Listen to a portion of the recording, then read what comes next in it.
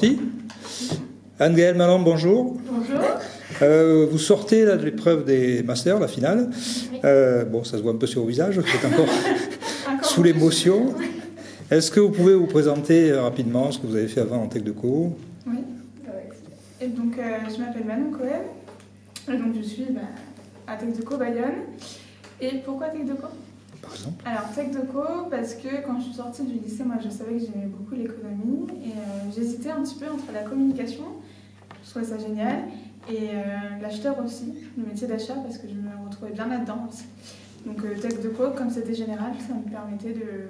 Voilà, 2 ans pour trouver ma voie, quoi. Moi, je m'appelle Anne-Gaëlle, je suis à Tech Deco Bayonne, mais je viens de Normandie. Et alors moi, après le lycée, je ne savais pas du tout quoi faire. Et j'ai trouvé un organisme pour aller voyager un peu, donc je suis allée au Pérou. Et quand je suis revenue, j'ai travaillé en boulangerie, et c'est un petit boulot, mais j'ai bien aimé le côté relation, enfin rien que relation avec les gens, parler. Et jusqu'à remplir APB post-bac une deuxième fois, je ne savais pas quoi mettre encore. Et j'ai trouvé Tech Deco parce que j'avais des amis qui y étaient. Et surtout les matières qui m'ont attirée parce qu'elles sont vraiment variées, on change tout le temps. Il y a de l'achat, de la communication, de la négo. Et c'est ça qui m'a attirée à Tech Deco. Et Bayonne pour le soleil. Le soleil, on l'avait compris.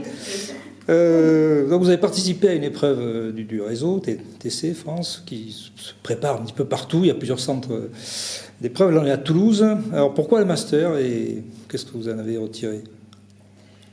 Pourquoi le master parce que moi j'ai toujours aimé argumenter en fait. Ouais, c'est ça, trouver la chose et essayer d'argumenter dessus. Pourquoi est-ce que c'est ça qui est bien, pourquoi c'est ça qu'il faut. Et donc je me reconnaissais bien aussi dans ce projet-là. Donc voilà. Moi au début j'étais pas dans le master négo, j'ai loupé un peu l'entrée. Et on a eu la matière négociation et ça m'a vraiment plu. Et vraiment. Et du coup, il y a une jeune fille qui n'a pas eu la chance de finir TC. Du coup, j'ai un peu pris sa place pour le master parce que ça me tenait à cœur de le faire. J'aimais bien la matière en elle-même. Donc pourquoi pas partir en concours. Donc ce matin, il y a eu les demi-finales. Ça s'est plutôt bien passé. Apparemment.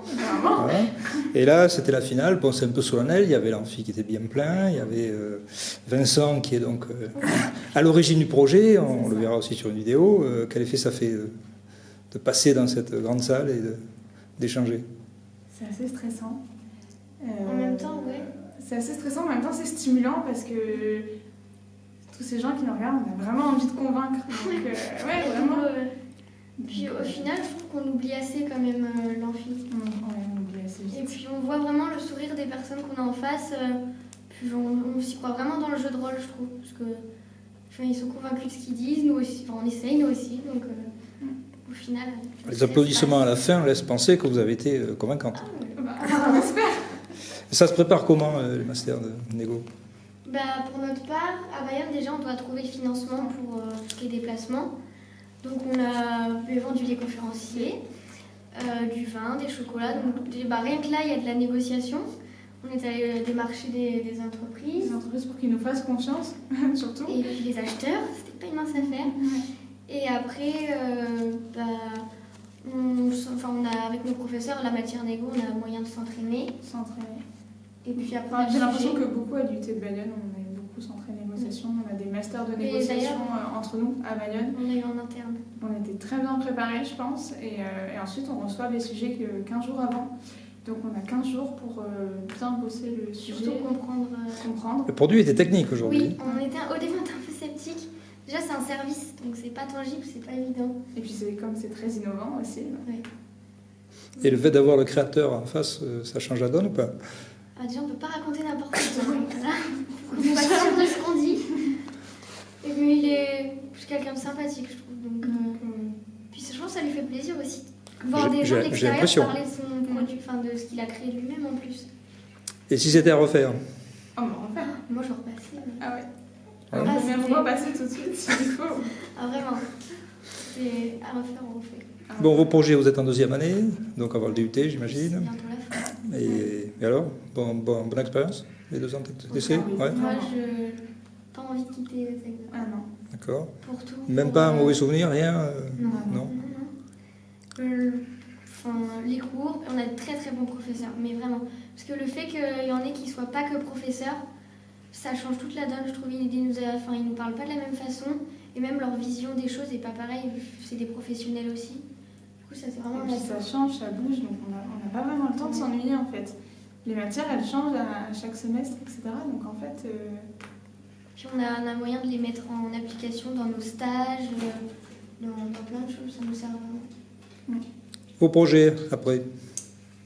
Alors moi, du coup, je suis repartie sur la communication et le e-marketing, pardon. Donc voilà, je partirai sur une licence professionnelle, je pense. D'accord. Moi, j'aimerais bien continuer à négocier, mais côté achat.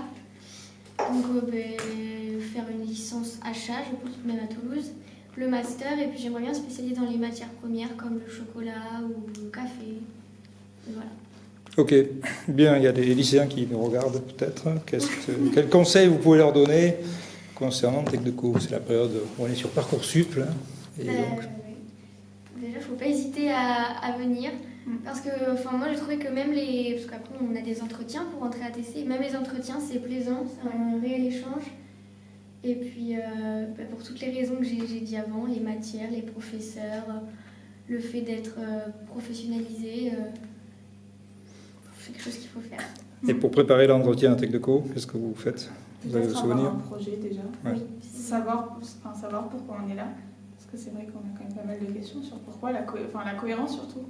Donc pourquoi Tech2Co, à quoi ça va nous servir? Et après, je pense que c'est important d'aller aux entretiens. Moi, personnellement, ça m'a décidé, en fait. Puis être soi-même, dynamique, montrer qu'on en veut, ouais, voilà. Ok, quelque chose à ajouter pour votre défense? Non. Bon, on souhaite bonne chance. Merci beaucoup en tout cas les filles. Je vous ai pris juste après la sortie, c'est vraiment sympa d'avoir répondu. Et bon vent, à bientôt. Merci.